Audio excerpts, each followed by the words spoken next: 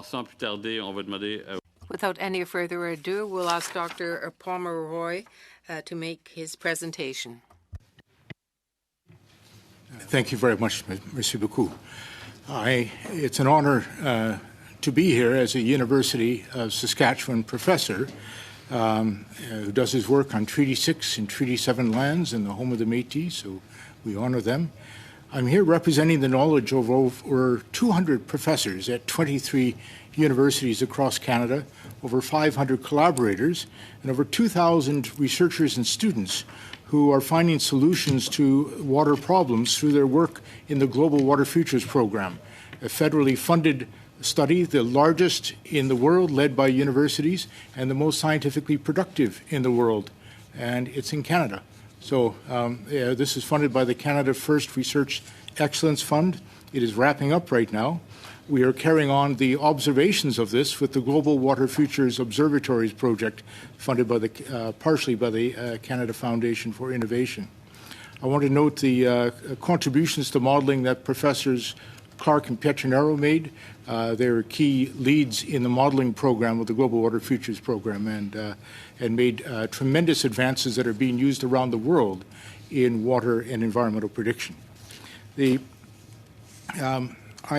want to talk a bit about history. I was an Environment Canada scientist in the previous century, and in 1996, I was asked to work with other scientists in the department to summarize the impacts of climate change on water, fresh water in Canada, exactly the question I've been asked to address here.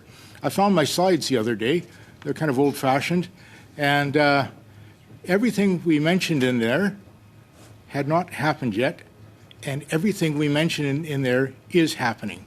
The floods, the droughts being worse, the loss of glaciers, the loss of snowpack, lake ice, algae blooms, water contamination, other problems. We're seeing it all.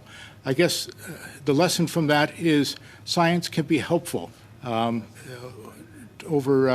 25 years ago, there was a good appreciation of what was coming if we didn't take action.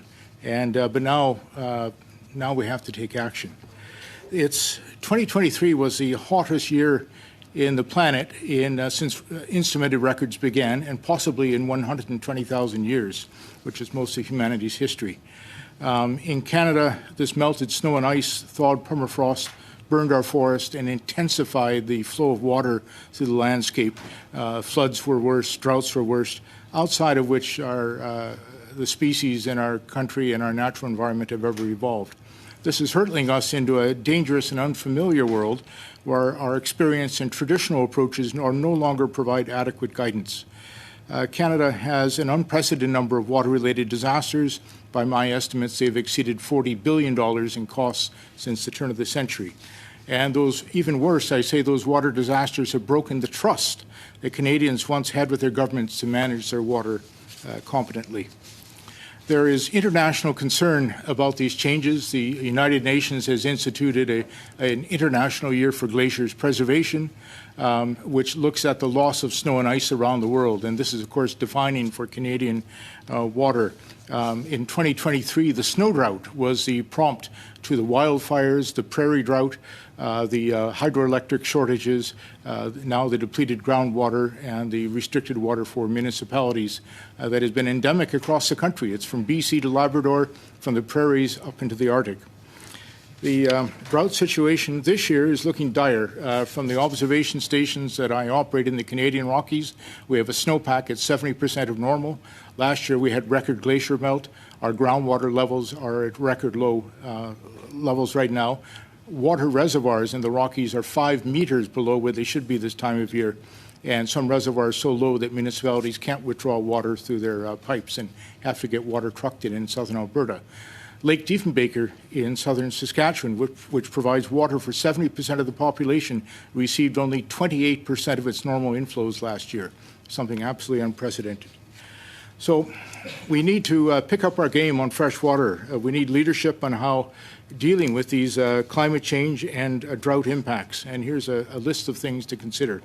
We need national coordination, new investment in novel technologies such as the environmental prediction mentioned to help predict with floods, water quality, and droughts, identify properties and infrastructure at risk in the future. We need to identify the vulnerabilities of communities and focus on mitigating vulnerability, not just flood damages. It's not just money, it's people's lives. We need to integrate our planning on river basins, something we don't do in this country, to help for disaster mitigation, adaptation, flood and drought recovery, pollution abatement, transboundary allocations, our American water relationships, and the use of natural infrastructure such as lakes, wetlands, and forests. We need the leading-edge research and science capacity to inform wise water decisions and build state-of-the-art water prediction and management systems to support our decision-making so we know in advance what's going to be happening. Thank you.